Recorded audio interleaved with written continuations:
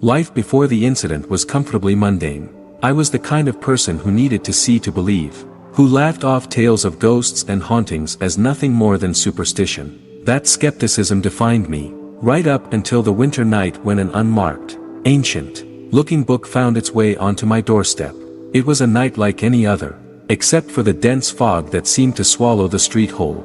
The book lay there, seemingly innocuous, wrapped in brown paper with no indication of its sender. Curiosity, a trait that had always served me well, nudged me to bring it inside.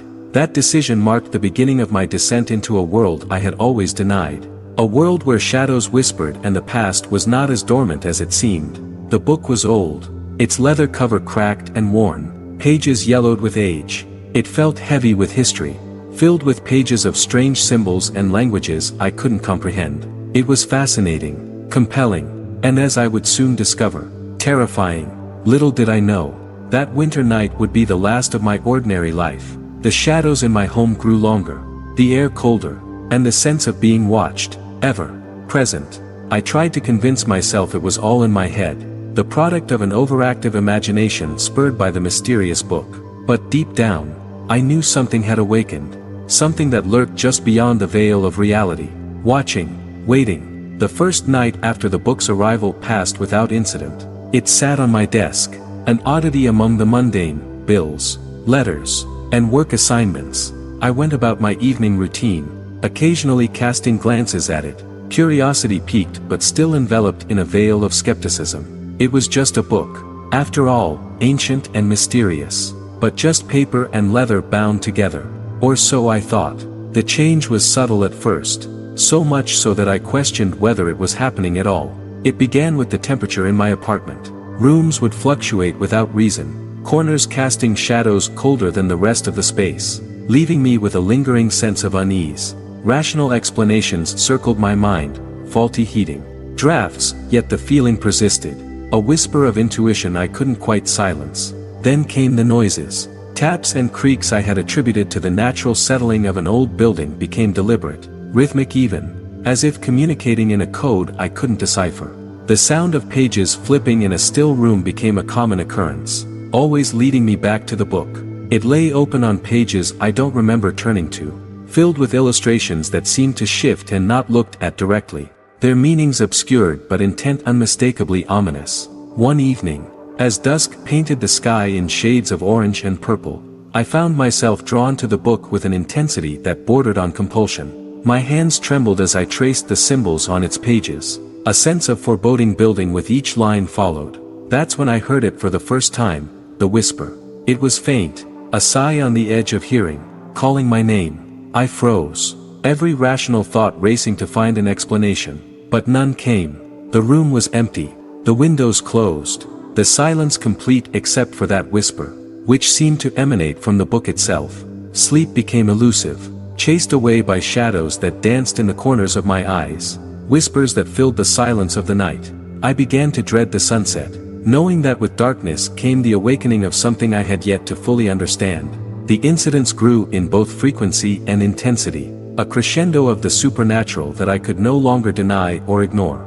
Objects began to move with purpose, books hurling themselves from shelves, pictures tilting on walls, all pointing back to the book as the epicenter of the unrest. Then came the night that would forever change my understanding of the world. The air was thick, heavy with anticipation, as if the apartment itself was holding its breath. The shadows seemed deeper, clinging to the walls with a tenacity that felt almost sentient. I lay in bed, eyes wide open, staring at the ceiling, when I felt it, a drop in temperature so sudden, so extreme, it stole the breath from my lungs. I sat up, heart pounding, and that's when I saw it, a figure, standing at the foot of my bed, barely more than a silhouette, a darker patch within the shadows. It was humanoid in shape but blurred at the edges, as if not fully present in our world. Its eyes, though, were unmistakable, glowing with a malevolent light that froze me in place. I blinked, and it moved closer, a whisper of movement, silent but palpable. The air around me grew colder, a chill that seeped into my bones, and the whispers grew louder, a cacophony of voices that filled the room, speaking in a language I couldn't understand but felt, in my very soul, to be ancient and dark. the figure raised a hand, and the room trembled, books falling from the desk, the lamp flickering wildly, and then, as suddenly as it had appeared, it vanished, the room returning to normalcy, leaving me to question whether it had been there at all. But the cold lingered, and the whispers continued, a constant reminder of the presence that had invaded my home, my life. I knew then that I could no longer ignore the book or the entity it had awakened. It was time to seek answers, to confront whatever had been unleashed. Little did I know, my search for understanding would lead me down a path darker and more terrifying than I could have imagined. Driven by a mix of fear and determination, I embarked on a quest to uncover the origins of the book and the nature of the entity it seemed to harbor. The daylight hours were consumed with research, visiting local libraries, scouring online databases, and even consulting with historians familiar with occult artifacts. The book was resistant to my efforts, revealing nothing of its past willingly. However, piecing together fragments from various sources, I discovered it was rumored to have belonged to a 17th century occultist known for delving into the forbidden, seeking to bridge the gap between our world and the realms beyond. This knowledge did little to ease my mind. If anything, it intensified the horror of my situation. The entity, it seemed, was not just a lost soul but something far older, far more malevolent. It had been deliberately summoned and bound to the book, a sentinel guarding knowledge that was never meant for human eyes. Armed with this grim understanding, I sought the help of a medium, reputed to have experience with such malevolent presences. Her arrival at my home was marked by a sudden drop in temperature, a sign of the entity's displeasure. Through her, I communicated with the entity for the first time, a chilling exchange that revealed its desire not just to haunt but to consume, to break free from its bonds and enter our world fully. The medium proposed a ritual to sever the entity's connection to the book and banish it back to its own realm. It required precise symbols drawn in salt, candles made from beeswax, and an incantation that would need to be spoken without error. The risk was immense. Any mistake could prove catastrophic, strengthening the entity rather than banishing it. But the alternative, living in a state of perpetual fear and danger, was no longer bearable.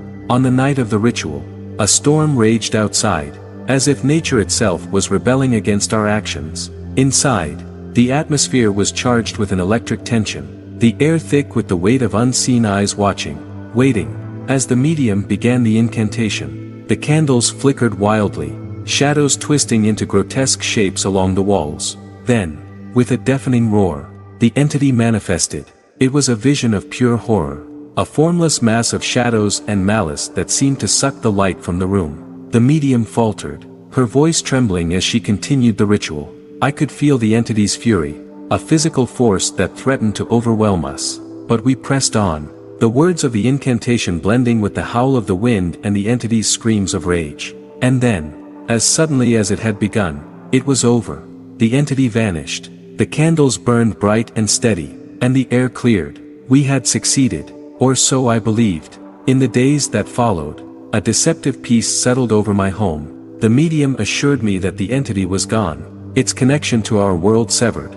I wanted to believe her, to believe that I could return to my normal life. But the shadows seemed darker now, the silence too heavy. I found myself jumping at the slightest noise, my dreams haunted by visions of the entity, its rage undiminished. My friends and family, concerned for my well-being, urged me to move on, to leave the house and the book behind. But I couldn't. The fear of the entity's return was ever present, a constant reminder of the night of the ritual. I had opened a door I couldn't close, invited in a darkness that refused to leave.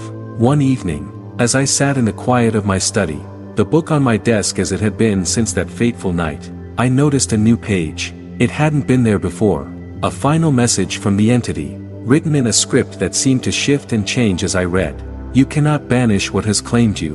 We are bound, you and I, until the end. The realization that the ritual had not banished the entity but had instead forged a new, more terrifying connection chilled me to the bone. The shadows in the room deepened, and I knew, with a dread certainty, that my battle with the entity was far from over.